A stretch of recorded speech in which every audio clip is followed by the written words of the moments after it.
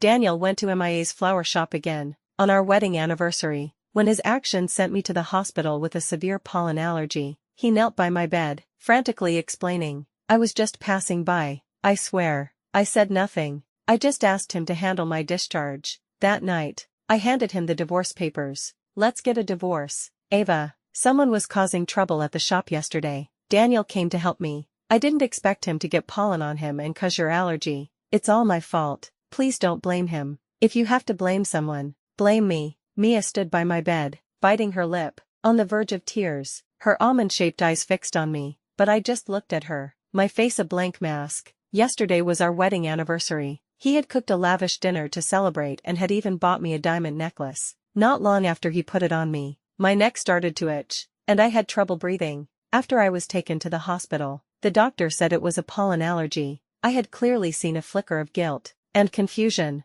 on his face. I had guessed then that he had gone to her flower shop again. No wonder he had changed his clothes when he came back, smelling of shower gel. Even his shoes were different. Even with all his caution, he had made a mistake with the necklace. "Mia," his shocked voice brought me back to the present. He pulled her away from my bed and stood in front of me, his voice as cold as ice. "What are you doing here? Get out." As if hurt by his cold attitude, her eyes reddened instantly, and she sniffled. I just came to see Ava. If you hadn't come to the shop to help me yesterday, she wouldn't have." "Shut up," he roared, which only made her cry harder. The tears in her eyes were like a floodgate opening, unstoppable, but his voice held no pity. Get out now." She wiped the tears from her face and ran out of the room. He stared at the door for a long time, then seemed to remember me and knelt by my bed. He grabbed my hand, his voice tense. "Yesterday, I went to get the necklace. I was passing by her shop and saw someone causing trouble, smashing things, so I went in to help.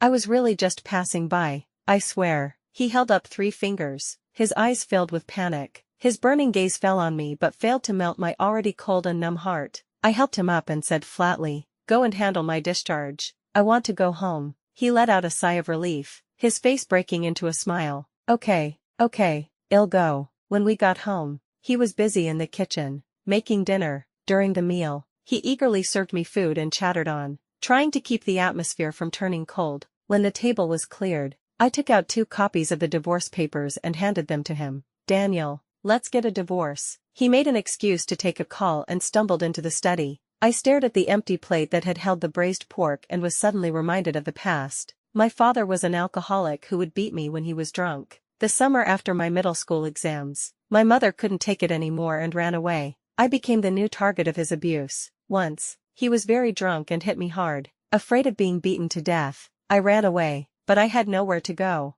I just squatted by the side of the road, crying, and then I ran into him, a classmate of mine. He took me to his home, treated my wounds, and made me a plate of braised pork. I was curious about how he could cook so well and asked if his parents had taught him. He told me that his mother had passed away early, and his father had recently died in a construction accident. He was living alone on the meager compensation money and had learned to cook. So when he, knowing my situation, asked me to move in with him, I refused, again and again. His life was already hard enough. I didn't want to be a burden, but after my high school exams, my father tried to take the money I had earned for my college tuition to buy alcohol. He went mad and beat me. It was him who saved me. He pulled me out of the house and took me to the train station, helping me escape that home. We went to college together, worked part-time jobs together. After graduation, we started a business together, living in a tiny 10-square-meter room, sleeping on a narrow bed where every turn made the wooden boards creak. In the summer, to save on electricity, we only used a rickety old fan. In the southern winters, with no heating, we would hold each other tight to stay warm. Our company moved from a dilapidated factory in the suburbs to a prime location in the city center. Our relationship also went from classmates to a couple who relied on each other, and then to a husband and wife who supported each other. I thought we would live happily ever after, until she joined the company. At first, he despised her. He would complain that she couldn't draft a contract, couldn't even use the printer, and couldn't even pour tea properly for clients. So when I went to pick him up late one night and saw him gently comforting a crying Mia, I was stunned. It turned out that her alcoholic father had beaten her as a child, and she was terrified of alcohol and refused to drink at social events. A client, drunk, had tried to force her to drink. He, usually so calm and composed, had gotten into a fight with the client. I didn't think much of it. I also understood her fear. So the next day, I found her and offered to transfer her to another department, but she resigned on the spot. I approved it, but he stormed into my office, blaming me for driving her away. I was at a loss. Working in sales inevitably involves drinking, but she has a trauma related to alcohol. She might not be suitable for the sales department. I was going to transfer her to another department, but she refused and resigned. He impatiently loosened his tie. Then just don't make her go to those events. I frowned slightly. I couldn't believe this was the same rational and calm man I knew. But you can't avoid drinking when you're meeting with clients. If we make an exception for her, what will the other salespeople think? He rubbed his temples wearily, a hint of frustration in his voice. Her drunken father used to beat her as a child. She's afraid of alcohol and can't handle those events. Are we really going to force her for the sake of a sale? Ava, she's not you. She's not as strong as you. You can't expect her to be like you. It was as if a large hand was squeezing my throat, making it hard to breathe. He knew better than anyone that my strength was built on a foundation of countless glasses of alcohol. Because of my own past, I was also afraid of alcohol, but in the early days of our business, I had suppressed my fear and had swallowed every glass at every social event. Then I would go home and throw up all night. He would always hold me in his arms and say with a pained voice, Ava, when the company is stable, we'll never drink again. But later, when the company was stable, I had developed a tolerance, and he had stopped feeling sorry for me. And now, the way he was defending her was so much like how he used to be with me. When had it started? When had his disdain for her turned into pity? I didn't know. I only knew that the growing unease in my heart made me want to persuade him. But the argument escalated and ended badly. After a few days of a cold war, I couldn't take it anymore and finally gave in. Then let her come back. She can stay in the sales department, as an assistant, doing paperwork. What do you think? He just sipped his coffee, his face a blank mask. Never mind, she's already gone. There's no need to look for her. I thought the matter was over. Until my birthday, when I went to pick up a cake and,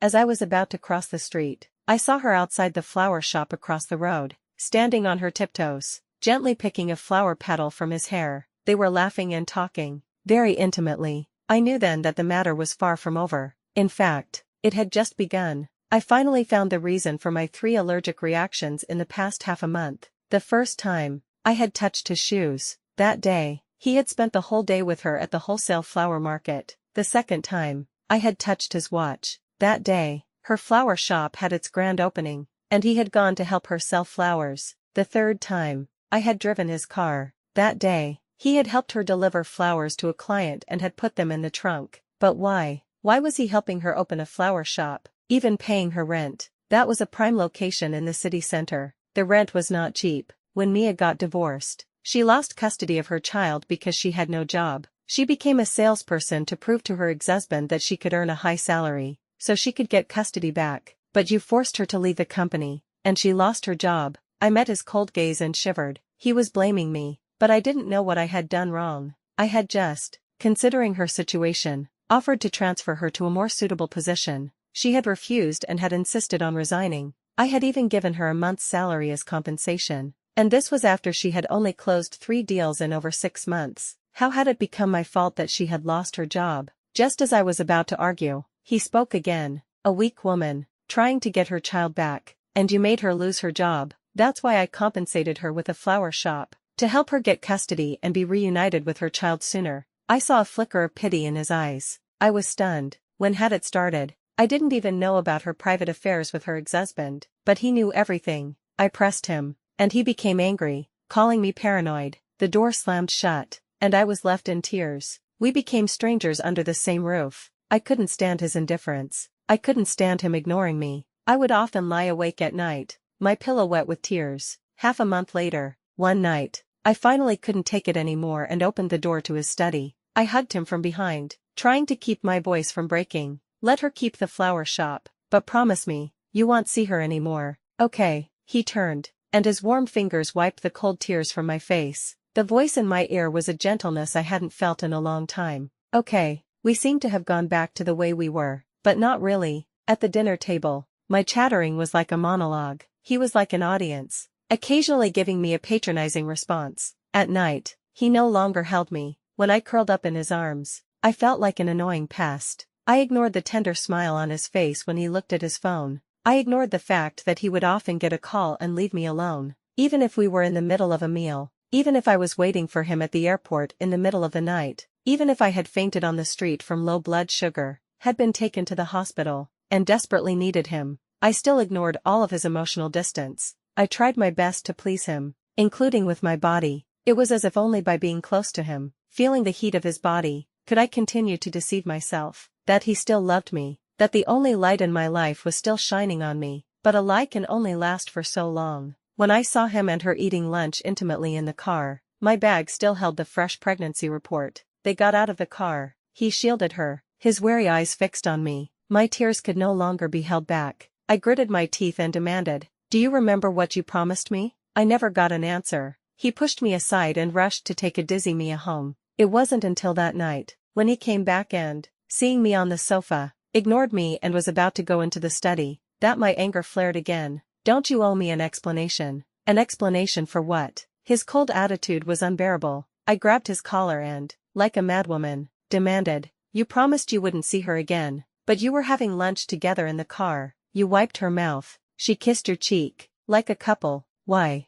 are you still seeing her? What have I done wrong? Why are you doing this to me?" His face was calm, his eyes empty of any emotion. "Ava, have you ever cared about me?" His out-of-the-blue question stunned me. He pulled my hands away and calmly straightened his collar. "Mia gives up her morning to make my favorite dishes and brings me lunch every day. She messages me to drink less coffee and alcohol, reminds me to eat dinner so I don't get a stomachache. She shares photos of the flowers in her shop every day, hoping to cheer me up. When I'm with her, I feel relaxed." As I watched his icy black eyes melt with affection, I was dumbfounded. "Because of that," he nodded firmly, "because of that," I laughed, and cried. I had been with him from the beginning, and in the end, I had lost to a lunch, or even a text message. But if I didn't care about him, I wouldn't have flown 1,000 miles to another city to secure the deal that was giving him a headache. I had stayed up for 2 nights and had fainted in front of the client right after the deal was signed. It was only at the hospital that I found out I was pregnant.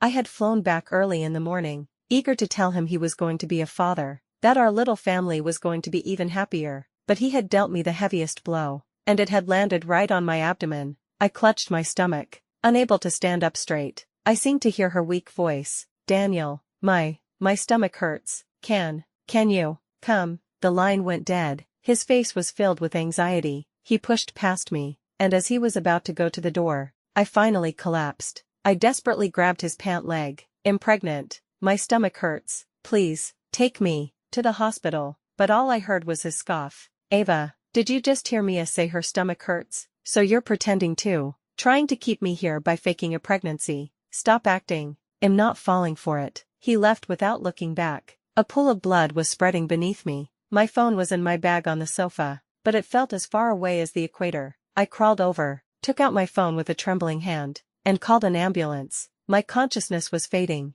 until I heard a knock on the door. They couldn't get in. I dragged my bloody body to the door, used all my strength to pull myself up, and turned the handle. The moment the door opened, I saw people in white. The baby, I murmured. My eyelids were too heavy. They closed. When I woke up, he was sitting by my bed, his face haggard. "Ava, you're awake." I ignored him. I just looked at the nurse who was changing my for. "Excuse me, my baby." The nurse looked at him awkwardly, as if wondering why I wasn't asking my husband, but she still answered, "I'm sorry, ma'am, the baby didn't make it." Even though I had guessed, my heart was numb with pain, and tears streamed down my face. He tried to wipe them away, but I turned my head. After the nurse left, he suddenly slapped himself several times, his expression pained. "Ava, I'm so sorry. I'm so sorry." I touched my flat stomach and stared blankly at the ceiling. What was the point of an apology now? My baby wasn't coming back. He stayed at the hospital for the next 2 days, never leaving my side. My colleagues also came to see me. My assistant was heartbroken. It must have been those 2 all-nighters for the Far East project that caused this. That day, after the deal was signed, you suddenly fainted. When you woke up, you insisted on coming back. I should have stopped you, made you stay for a checkup. His hand trembled as he poured water. Water spilled all over the table. My secretary rushed to help. I didn't notice his panicked, shocked expression. I was too busy comforting my self-blaming assistant. "It's not your fault." After the secretary had cleaned up, she came over and asked, "Ms. Luo, I've already made an appointment with Dr. Jiang as you requested, but with your current situation, I don't think Mr. Zhou will be able to go. Should I reschedule? He was confused. Where am I supposed to go? Ms. Luo said you've been having migraines lately. She gave me a contact and asked me to help you make an appointment with Dr. Jiang. He's the most famous traditional Chinese medicine doctor for headaches in the country. It's very hard to get an appointment. Ms. Luo had to call in a lot of favors. The color drained from his face. His eyes, when he looked at me, were filled with a growing regret and guilt. After my assistant and secretary left, there was a sudden thud. He knelt by my bed, his voice choked with pain, and took my hand. Ava, I was wrong. I was wrong. I won't see her again. I'll just stay by your side. Believe me, he cried like a child. I closed my eyes and let my own tears fall. That day, he had asked if I had ever cared about him. Of course, I had. To help him achieve his dream of taking the company public, I had worked tirelessly, networking with major clients. I had pulled all-nighters to prepare proposals without a single complaint. When I heard he was having migraines, I used all my connections to find a doctor, even calling in the few favors I had, all so he could be healthy, but all of that was worth less than a meal she had cooked, a text message she had sent, even a flower she had shared. My heart was numb with pain. I didn't say another word until I was discharged. When we got home, the moment I opened the door, I saw the bloodstains everywhere, especially the long streak from the sofa to the door. It was jarring. On the table was a spread-out pregnancy report. He must have come back, seen the paper I had pulled from my bag, and hastily thrown it on the table. He had been busy taking care of me at the hospital and hadn't been home, so the bloodstains were still there. As if afraid of upsetting me, he immediately went to get water and a cloth to wipe the floor. I watched, dazed, as he cleaned the blood, my face a mask of tears. When he was done, he looked up at me, and his pupils constricted. He rushed to me, his voice trembling with fear. Ava, please, don't cry. I didn't respond. I just stared ahead, my eyes empty. Tears fell unconsciously. He almost begged. Ava, please say something to me. I'm scared. I'm really scared. But besides crying, I could give no other reaction. When he came out of the study, I was sitting by the door. It was not yet dawn. The phone screen showed 5:13 a.m. I was right. He had been trying to sneak out. He gave a bitter laugh. Must it be this way? I said nothing. I just handed him the pen and the divorce papers, but he knocked them to the floor. He grabbed my hands, as if to meld them with his own. His red-rimmed eyes were filled with tears. Ava, I know you're divorcing me because of Mia. You're just angry. I swear, I will never see her again. By the way, didn't you say you wanted to see the sunrise? Let's go tomorrow. And I remember you said you wanted to go to Northern Europe for our honeymoon, but we've been so busy all these years. The new year is in 2 months. Let's drop everything and go on a vacation. And that painting you liked a few days ago, I'll go and buy it for you. Ava, things will get better. Believe me. He was smiling, but his eyes were full of despair. I suddenly remembered the me who had constantly tried to please him, just as he was now, deceiving myself. I ruthlessly burst his bubble. Do you think we have a future? He froze. A hot tear fell on my hand. His trembling voice was almost a wail. What about the past?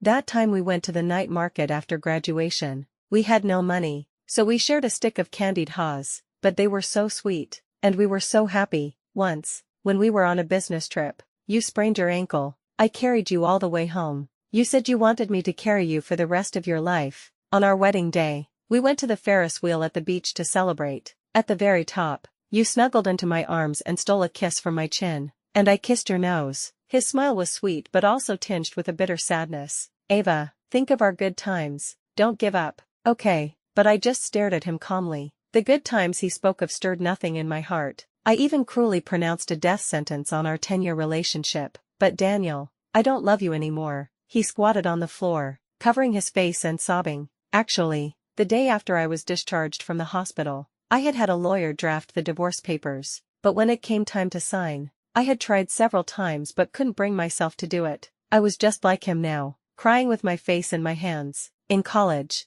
I had once given up on him, because I thought he was too good, too bright. A person like me, living in the mud, what right did I have to stand by his side? He had noticed my distance and had waited for me all night outside my dorm. He was so angry. Why do you think I worked so hard to get you out of that town? To work and study with you. It wasn't for anything else but to be with you forever. Ava, in my eyes, you are not ordinary at all. You are like a trumpet vine. No matter what difficulties you face, you never give up. I love that about you. I really love it. Don't push me away. Without you, I would die. It was the first time I had ever been so validated, the first time I had been so resolutely chosen. Not even my parents could do that, but he had. He was like a light, illuminating the darkness around me. For the first time, I felt I was truly loved. But why? He had been the one to choose me so firmly. Why was he also the one to abandon me 10 years later? I couldn't even sign the divorce papers, couldn't find the courage to sever a 15-year bond. That night, he held me from behind, locking me in his arms. I resisted his touch, but I hated that I couldn't break free, because I was more afraid of the insecurity of being abandoned. Tears fell silently. I lay awake until morning. Over and over, I was a taut string, at its breaking point. Finally, one morning, I told him to go to work, that he didn't have to stay home with me. He refused. He was very insistent. In the ensuing struggle, the string finally broke. I glared at him and screamed, "Can you just leave me alone for a while?" He was stunned. I felt his eyes on me, as if I were a madwoman. I tugged at my wrinkled pajamas and ran my fingers through my messy hair to make myself look a little less pathetic. I mean, there's a lot to do at the office. If neither of us goes, it won't work. I'll be fine on my own. You can go to work. He left. The large, empty apartment was cold and quiet. I thought of him again. When he was here, I would see him and think of the past, and my heart would ache. When he was gone, I felt he didn't want me, that the whole world had abandoned me, and my heart would ache. I tried to watch a comedy to distract myself, but as I laughed, I started to cry. I decided to go for a walk, but I didn't know where to go. I just wandered the streets aimlessly. Suddenly, it started to pour. I didn't have an umbrella. I ran into the nearest art museum to take shelter, and I was captivated by the paintings. I ended up standing before an oil painting, a lush, vibrant forest. It made me feel a little less lifeless. That night, I surprisingly fell asleep. I started going to the museum every day, sometimes to look at the paintings, sometimes to listen to the staff explain them. One day, I was staring at a painting of a rapeseed field, frowning. A staff member came over. "Are you interested in this painting, ma'am?" I was taken aback. I smiled and shook my head. "No, I just think there's something strange about it." He seemed intrigued. "Oh, what do you find strange?" "The 3 geese on the field. They must have been added later." The staff member was astonished. "You have a good eye." After the painting was completed,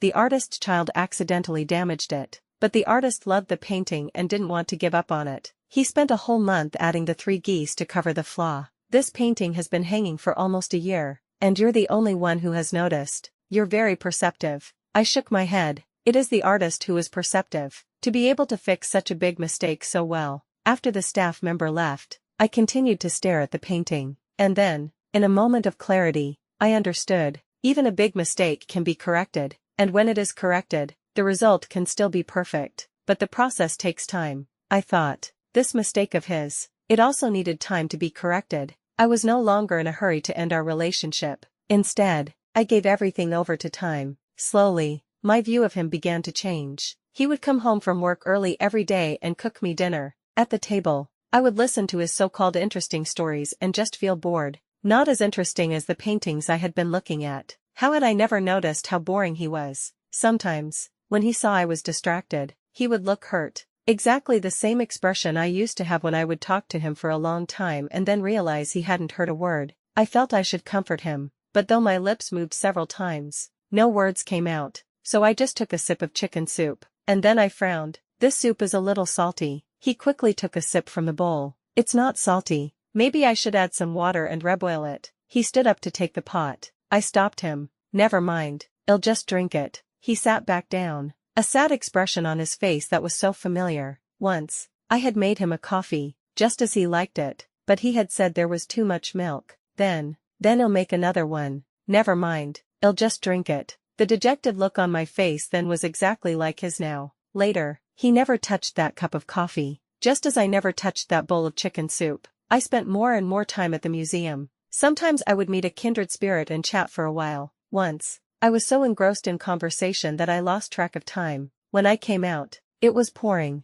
I was about to call a taxi when I saw that I had 99 missed calls on my phone, all from him. I called him back. His voice was frantic. "Ava, where are you?" "I'm at the art museum near our house." "Okay, don't move. I'm coming to get you. Don't go anywhere." He arrived quickly. out of breath. I came home and you weren't there. It's pouring outside. I was so scared. I called you, but you didn't answer. I'd been driving around, looking for you. I was so afraid that you wouldn't come back. I didn't see the tears in his bloodshot eyes. I only saw the darkening sky, the pouring rain. If we didn't go home soon, we might not be able to. He held the umbrella over me, holding me close, trying to shield me from the rain, but my arm still got wet. In the car, I took out a tissue from my bag. He handed me one at the same time. No need, I have my own. Thanks. Polite, cold, distant. His hand slowly retreated, as if dejected. I also realized that in the past, I wouldn't have called a taxi.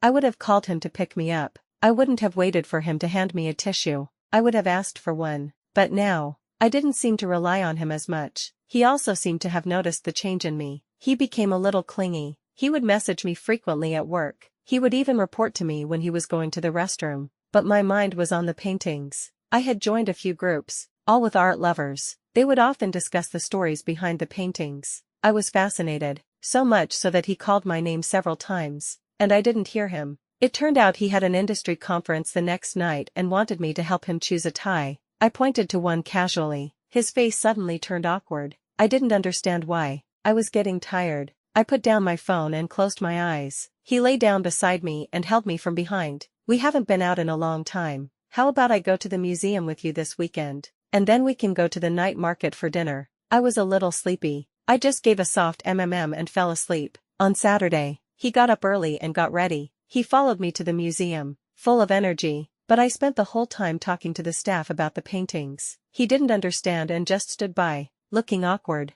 It wasn't until we left the museum and were in the familiar night market that he seemed to relax, pulling me to the various food stalls. We ate candied haws as we walked. This is still as sweet as it used to be, he said with a sigh. Is it? I think it's a little sour. His face changed. His easy smile froze, but he quickly recovered. I don't know if it was intentional or not. He took me to the Juji noodle shop. It was a place we used to frequent. The owner recognized us and greeted us warmly. Young man, it's been a long time. A few months ago, this young lady would come every day. I asked her why you weren't with her. He stared at me, stunned. He didn't know. When he was busy with his ambiguous relationship with her, I was revisiting our old haunts, desperately trying to deceive myself with memories of the past. This night market, where we had spent 10 years. I had walked through it countless times in the past few months. It wasn't until the owner asked what we wanted to eat that we both seemed to come back to our senses and ordered separately. In the past, when we had no money, we would always share a bowl of noodles. He liked spicy,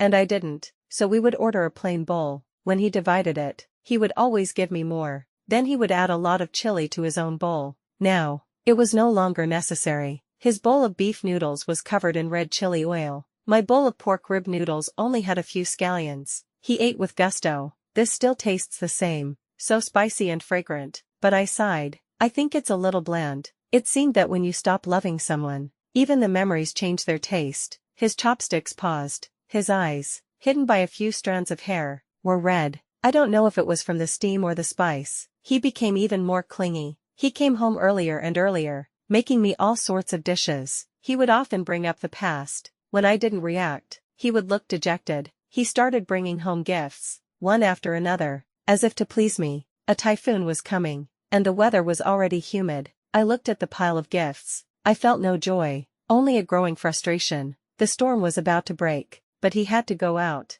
A friend of his was on a business trip, and he had to go to his friend's house to help move the car and lock the windows. As if to prove it, he showed me the chat history. I glanced at it. Okay, you can go, I said flatly, but he didn't leave immediately. He just stared at me. Ava, is there nothing you want to say to me? I looked at him blankly for a long time and said nothing. He gave a bitter smile. He came over and hugged me, whispering in my ear, be careful at home by yourself. I only then remembered that in the past, if he had to go out in a storm, I would always tell him to be safe. So that's what he was waiting for, but I really hadn't thought of it. Not long after he left, I got sleepy and went to bed, until someone rustled in and held me from behind. I turned, rubbed my eyes, and saw it was him. He was even more shocked. You're asleep. I glanced at the alarm clock. 2 a.m. What else would I be doing? Then I heard the rustling of leaves outside. I belatedly realized that in the past, if there was a storm and he wasn't home, I would always wait for him. to see him safe, before I could sleep. Now, I didn't seem to care about his safety anymore, but I was really sleepy. I didn't have the energy to argue. I just gave a soft and drifted back to sleep, but I could feel him holding me tighter. He seemed to be crying. My shoulder was wet. I vaguely heard his trembling voice. "Ava, please, don't leave me," but it was too late. When she had deliberately told me that he had gone to her flower shop and that's why I had had an allergic reaction, I should have been angry, sad, but I wasn't. When he knelt by my bed, begging me to believe he was just passing by, I had no desire to find out the truth. I just felt a little annoyed. Time had finally given me the answer. I no longer loved him, and I no longer wanted him. So after I got home from the hospital, I took out the divorce papers that had been sitting for over half a year. Unlike the last time, when my hand had trembled, this time, I signed it in one clean, swift motion. I felt a sense of relief. This mistake had finally been corrected. He finally signed the divorce papers. I took all the savings, the other large apartment in the city center, and the villa, the company and the apartment we were living in now. I gave to him. I was not a heartless person. After all, 15 years ago, when I was covered in wounds and had nowhere to go, he had taken me in and had given me a plate of braised pork. 12 years ago, when I was about to be beaten to death, he had saved me, and he had given me 10 years of warmth. But thinking of the child I had lost, this was all I could give him. It was the last of my decency. The next morning, we went to finalize the divorce. I moved out that day. He stood at the door of the room, his eyes following me as I packed. After a long pause, he stammered, You don't have to leave so soon." I stopped and glanced at him. "We're divorced." A single sentence, and all his attempts to keep me were blocked. After I moved out, I packed my things and went traveling. In the past, he had always said he would go with me when he wasn't so busy. I had been waiting for him, but it turned out I didn't need him. I could happily travel on my own, exploring ancient towns. I ended up at a seaside guesthouse. The owner was a warm and friendly woman, always smiling, as if she had no worries. It was only after chatting with her that I found out she was also divorced. Actually, divorce is not so bad. It's better than spending your life with the wrong person. Right. Her words resonated with me. We got along well, and I stayed for a few more days. On the last day of the cooling-off period, I went to see the sunrise. At the moment of dawn, the sky lit up. The morning sun chased away the darkness. It was as if it had also taken away all the love and hate between us. A new day was dawning, and so was my new life. The next day, getting the certificate was smooth. As we were leaving, he took my hand. He asked carefully, "Ava, in the future, can we still see each other?" I held out my hand. "Your phone." He was confused, but seeing that I was willing to talk to him, he happily handed it over. "What's the password?" "Your birthday." I unlocked it. In front of him, I blocked and deleted all of my contact information from his phone. I also changed the password to 6 zeros. No other reason. We're divorced. Why use my birthday as a password? Everything should be reset to 0. Then, in front of him, I also blocked and deleted all of his contact information from my phone. And then I turned and walked away. After the divorce, I became a curator for art exhibitions. I carefully planned the themes, and chose each painting with dedication. I was involved in every step of the process. That's just the kind of person I am. When I want to do something, I give it my all. The exhibitions I organized were well received. Many people said I had a good eye for art. In just a year, I had made a name for myself in the industry. I also started to have more and more suitors. A gentle and romantic famous painter, a steady and wealthy diamond bachelor, a handsome and charming young heir. Faced with their advances, I accepted them all. When they found out about each other, they started to compete to be the one and only. But I said, does it matter who I love? Isn't what's important that we're happy and comfortable when we're together? Love is something to be enjoyed. Why make it the only thing in life? Besides, the person I loved most now was myself. They stopped trying to be the one and only, and to not make things difficult for me. They would even thoughtfully schedule their dates with me at different times. The second year, I started to organize healing-themed exhibitions. People are under a lot of stress these days. They all need a way to heal. Relaxation, healing. That became the theme for my New Year's exhibitions. At the end of the year, after a large exhibition, I was planning to take a vacation and travel abroad. The 3 of them all wanted to go with me, but I didn't take any of them. I just wanted to enjoy my own company. They respected my decision, and, like offerings, they prepared everything for me. The Diamond Bachelor booked me the best hotel, and arranged for a local driver and bodyguard. I had mentioned that I wanted to see a few exclusive exhibitions. The painter used all his connections to get me appointments. The young heir made a detailed itinerary for me and arranged for a guide. For this trip, all I had to do was show up. As I was waiting for my flight, I was scrolling through my phone.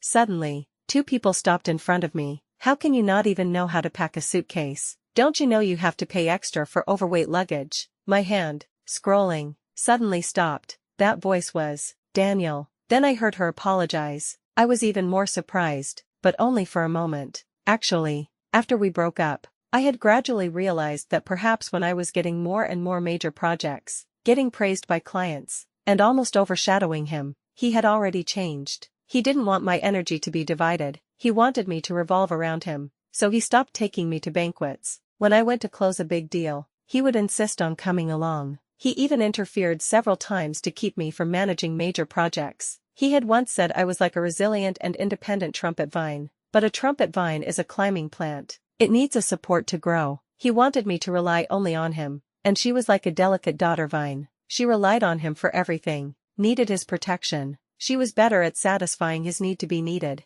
It was not surprising that they had ended up together. They were still arguing. Is sorry going to do any good? I don't have much money left. You know, I just asked you to pack a suitcase. How can you not even do such a simple thing? In the past, Ava would have arranged everything. I never had to worry. His voice cut off. Then came a heavy sigh, filled with regret and remorse. Hearing my name, I quickly pulled my hat down, afraid he would recognize me. But then I realized I was in a tracksuit and a baseball cap. I used to love to wear tracksuits because they were comfortable, but he had said they weren't pretty, so I had stopped. Now, with my current outfit, and the fact that I had gained some weight since the divorce, he probably wouldn't recognize me, but he said he had no money. I had recently heard that his fundraising had failed, and he had made a major strategic error. His company had gone bankrupt. He had even had to sell the large apartment he was living in to pay off his debts. It seemed it was true. I never thought that the 6 zeros I had changed his password to would really bring him to zero. She sniffled.